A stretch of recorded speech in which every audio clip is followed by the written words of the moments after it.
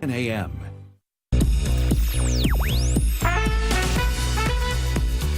Tonight, death, destruction, and a global fallout.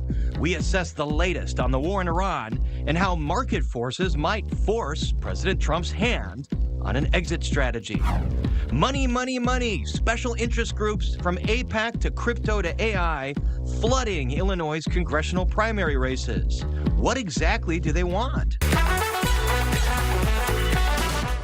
And welcome to the Chicago Report. I'm Paris Schutz. Mixed messages today on the U.S. involvement in the war on Iran. Defense Secretary Pete Hegseth claimed that this was just the beginning stages of this battle, refusing to rule out boots on the ground. But oil prices skyrocketed and global economic concerns compounded, and President Trump did a reversal and claimed the war is almost, quote, complete. Now, last week, the president said the conflict could last at least 4 to 5 weeks, but today he updated that prognostication. During an address to lawmakers at the Republican Members' Issues Conference, he suggested the fighting could wrap up much sooner. We took a little excursion because we felt we had to do that to get rid of some evil. And I think you'll see it's going to be a short-term excursion. Together with our Israeli partners, we're crushing the enemy in an overwhelming display of technical skill and military force. Iran's drone and missile capability is being utterly demolished. The Navy is gone. It's all lying at the bottom of the ocean. Now, in perhaps related news, the U.S. stock market surged following President Trump's comments claiming the war was, quote, very complete. Investors appeared to take that as a sign that the conflict might be cooling. Oil prices also fell sharply, dropping from around $120 a barrel to near $90. Here was the president's reaction. The stock market has set 53 all-time record highs since the election, and it's going to go a lot higher as soon as we get rid of this stuff that we're doing right now, that we really had no choice. And the battle to fund the Department of Homeland Security continues in Washington. Today marks day 24 of the partial government shutdown. Lawmakers are still at odds over federal immigration reforms, with Democrats demanding changes to ICE before agreeing to anything. President Trump blames Democrats for the ongoing impasse. But Democrats must vote immediately to reopen the Department of Homeland Security so that we have the resources to keep America safe. We are in a shutdown right now because we have a rogue and reckless organization that is breaking into Americans' homes, jumping out of unmarked cars, masked, literally slamming Americans to the pavement, or worse, as we've seen in 2 cases, murdering people. So lots to unpack tonight, namely Iranian leadership naming a new supreme leader. It's the son of the now killed former supreme leader Khamenei. This comes as the Trump administration refuses to rule out boots on the ground, or you heard what he said there, kind of playing all sides of this war, and amid reports that the U.S. is likely responsible for the atrocity of a bomb wiping out a girls' school in the Iranian city of Minab. And joining us with the latest are Matteo Farzaneh, Iranian native and chair of the History and Political Science departments at Northeastern Illinois University, and Thomas Makaitis, professor of History and Political Science at DePaul University. Welcome back, both of you. First of all, you have friends and family in Iran.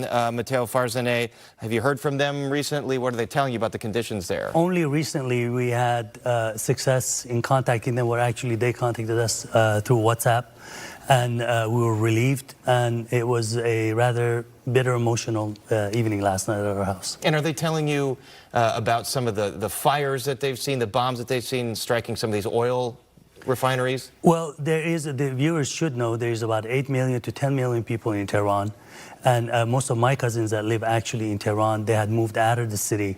Now, with the acid rain that some of the environmentalists are saying, it's a possibility with the pollution that has been caused by Israeli bombing of these oil facilities. They don't know whether or not they want to go back home or not. So dangerous conditions, environmental conditions, yes, because of this bombing. Thomas Makaitis, we mentioned the mixed messaging today. The war's just beginning, then it's pretty much complete, but then the president doesn't give a timetable. What are you to make of all of that? It's characterized this operation from the very beginning. There's been no clear goal and objective, no clear end state, no clear exit strategy. And it's abundantly clear that there was not a lot of preparation, which is why so many Americans were stuck in the region. I think he expected this to be a quick in and out like it was in the case of Venezuela. then it's not the case. By the way, since the report of him saying it could be almost over, he has since, after the markets closed, walked that back and said, well, no, we need to degrade them further and so on. So I don't see any clarity on any of this. And as you saw, he and his members of administration aren't even on the same page. And Matteo Farzaneh, speaking of not being on the same page, the president's not on the same page with the new selected supreme leader, the son of Khamenei, Mojtaba Khamenei. Who is he, and what do you expect from him? Mojtaba Khamenei is 56 years old, the second son of the Ayatollah Khamenei, who was killed last week. We don't know much about him. We have heard his voice once on a very shoddy recording.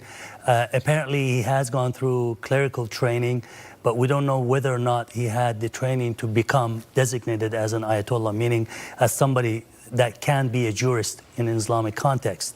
But now the Iranian state media is calling him Ayatollah Khamenei.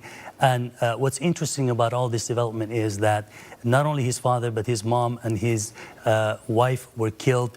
So the idea that there could be any kind of de-escalation between the establishment, meaning the Islamic Republic, under the leadership of Mojtaba Khamenei, and the United States and the world is slim to none. It seems like it would be totally far-fetched. Do you agree with that, Professor Makaitis? When you look at who Mojtaba Khamenei appears to be and what has happened over the last several weeks, it seems unlikely he would meet President Trump's demands on ending this war, namely no enriching of uranium and no production of a nuclear weapon.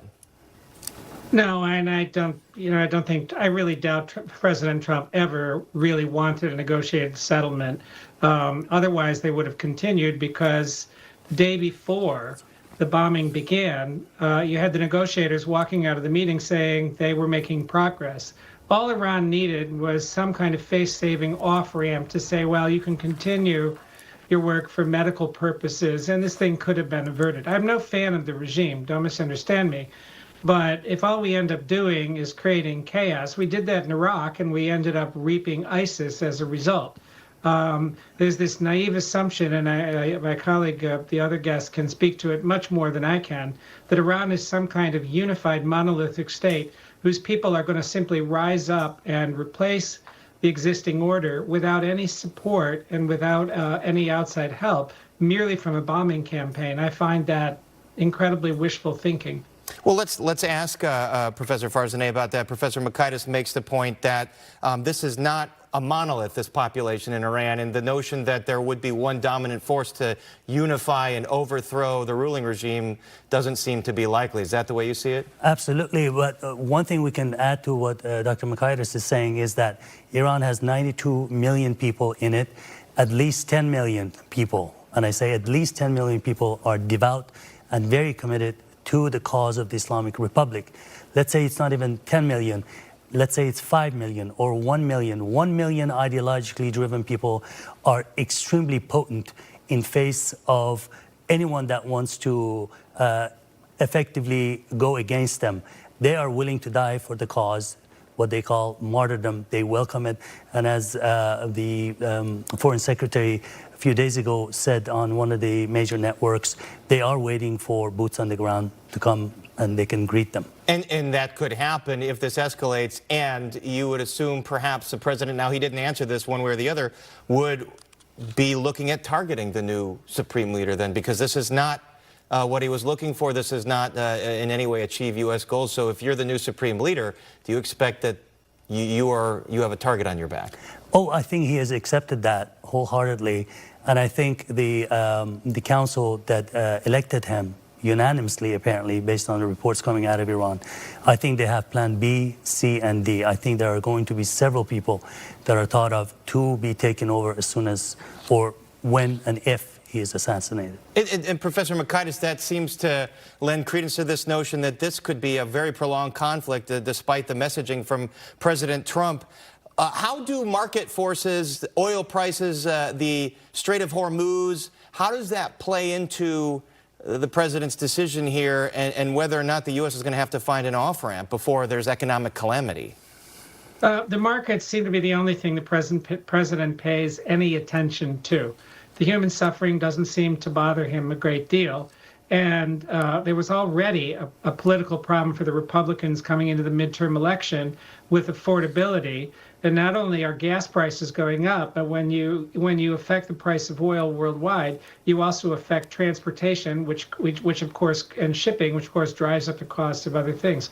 I just wanted to add to the comment about the 10 million people. It's not just that they have 10 million supporters. They control the military, the Revolutionary Guard, the police, all the instruments necessary to retain power. It's the reason why the unpopular Venezuelan regime is still in power, because we weren't prepared to go in there and try and remove the instruments of autocracy. The same thing exists here. So, now the Israelis have flat out come out and said they're going to target this individual. And I agree with my colleague that they have a plan B and C. They knew this was coming and they expected it.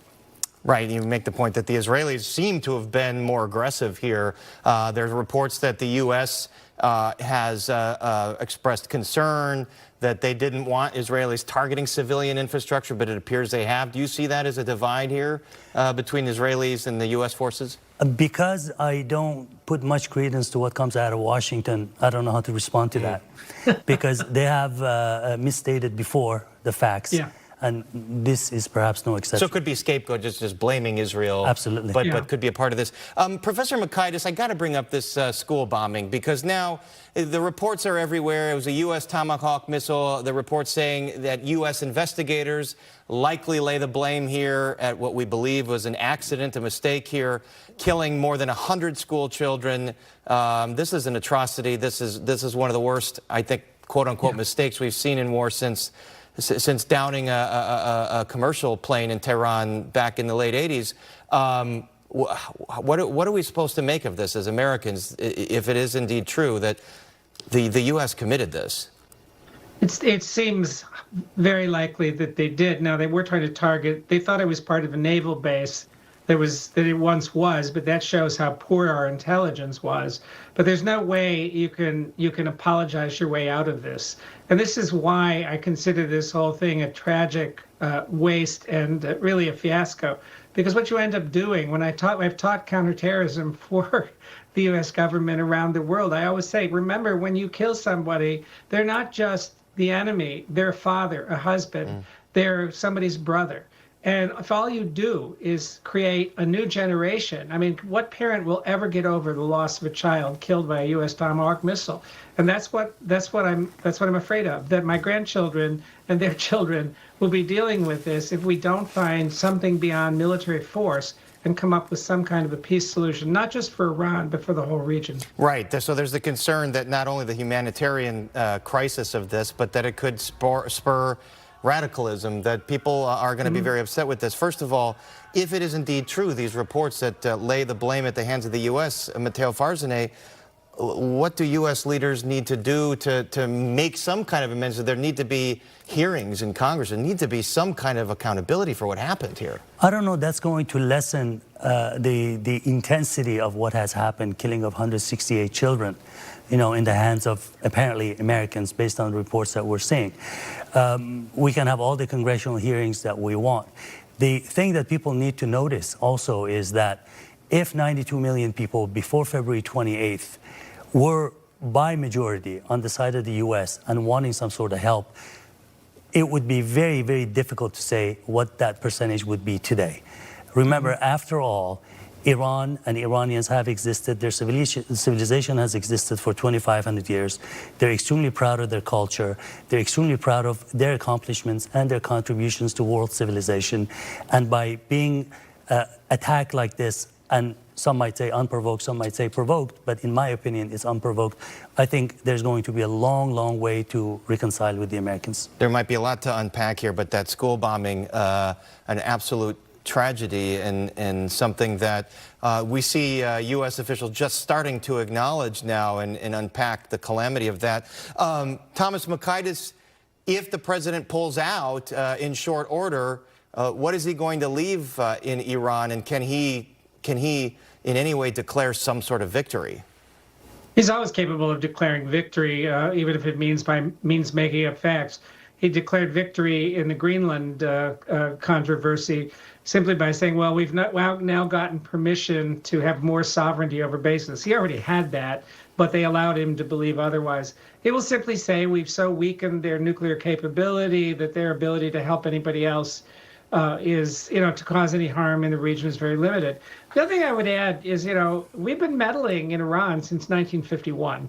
And it's been an unmitigated disaster all the way through. I mean, everyone wants to go back to 1979. The seeds of this go back to the removal of Prime Minister Mohammad Mossadegh in 1953. And, we put the Shah back in power, and people forget how brutal he was. So, regime change just doesn't work unless it develops organically from within a country. And that's a great point. I've made that point on the show. The history here goes back to the early 50s with the removal of Mossadegh by the British, by the U.S., because Mossadegh, a democratically elected leader, wanted to nationalize Iran's oil fields.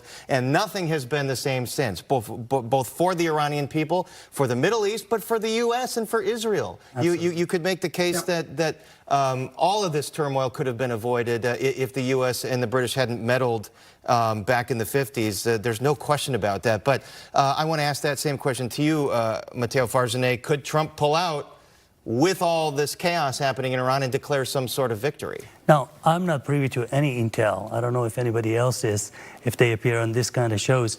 But my hunch says, with the experience that we've had with President Trump, I think he's going to declare some sort of victory in a very, very short period of time. I don't think this war is going to continue past 2 weeks.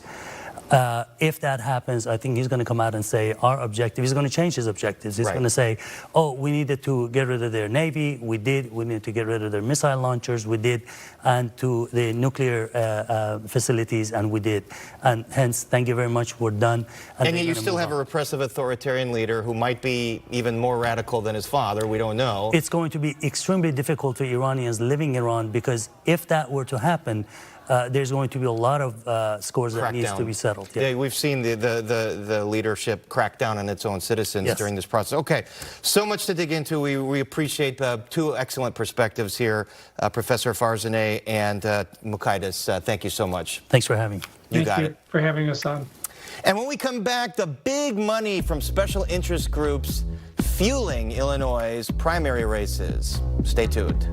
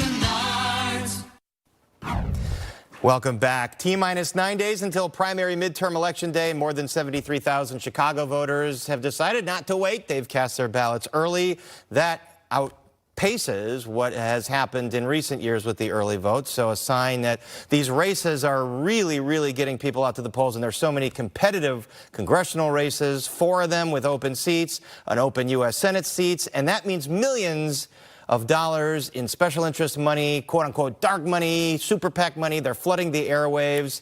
And it was the subject of today's final televised debate between candidates for U.S. Senate, Raja Krishnamurthy, Juliana Stratton, and Robin Kelly.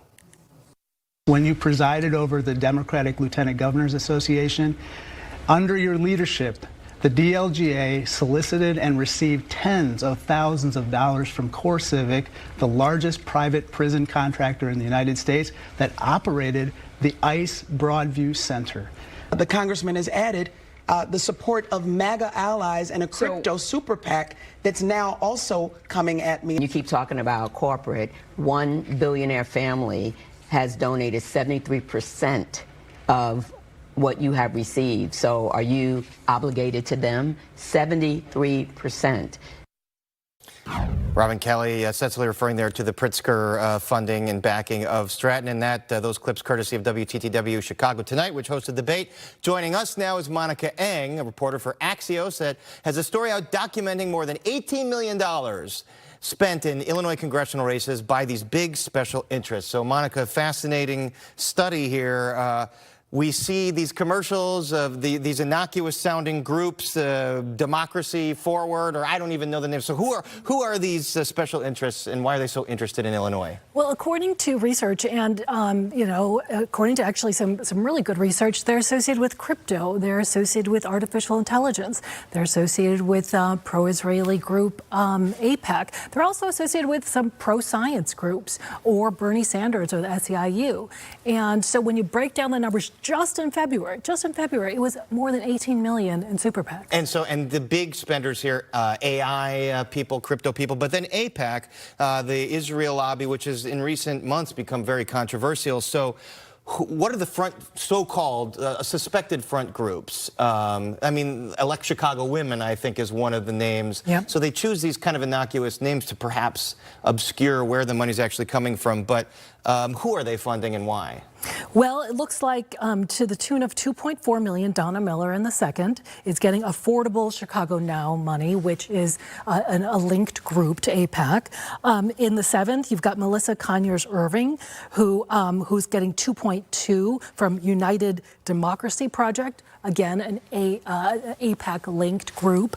And then in the eighth, you've got Melissa Bean getting Elect Chicago Women money that, again, associated with AIPAC. And again, they're PACs, so the campaigns can't coordinate, and the campaigns can always say, well, we don't have control over who's funding a PAC. That has nothing to do with us. They can also disavow the money. And they can disavow the money. To have any of them, what's been the reaction with some of these? Not that I've seen. People are asking, in fact, recently, a lot of the candidates who are opposing these candidates said, are they ready to disavow the money? And they're still waiting. All right, so then now there's some AI-backed interests. What are the groups that they're funding and the candidates that they're supporting and opposing? Right, so it's called Think Big, and largely they're supporting Melissa Bean. She's getting a lot of millions in Think Big money. You've also got some of them who are voting against others, and they would really like to see legislation that supports data centers, because there's a lot of pushback on data centers. You saw Governor J.B. Pritzker, who said that he would like to put a moratorium on some of the funding. And so they're seeing that the data centers are going to be pretty controversial, and they want to have people in Congress who will support AI. Right, and when we say AI, are we talking about the big players like OpenAI, which is Sam Altman, ChatGPT, those kinds of folks? As well as Claude and Anthropic are all using their money on this. And, as you're seeing with the Department of Defense, dust up right now, AI is becoming a huge issue at the federal level. And then how about crypto? Crypto, they're called the Fair Shake PAC. And it's interesting because some of these PACs will just use money to support people, make a lot of pro ads. Crypto is doing against ads. So if you see Fair Shake, and while I was in the green room, I saw a ton of Fair Shake ads. And they're opposing some folks. Yeah, like, so LaShawn Ford, Robert. in the 7th, Robert Peters in the 2nd. And have these candidates spoke out saying they want to regulate crypto? In the past, they have made comments that's making fair shake think that they're not going to be friendly and they want tighter regulations. And so they are, to the tune of millions, they're getting attacked. All right, stay right there, Monica. And this is so great because folks see these commercials all day, including on our station. And oh they my see God, I these saw names, 15 just now. Think big and elect Chicago women. And now we know what is really driving and fueling some of this. We're going to toss to break. We'll have some more right after this.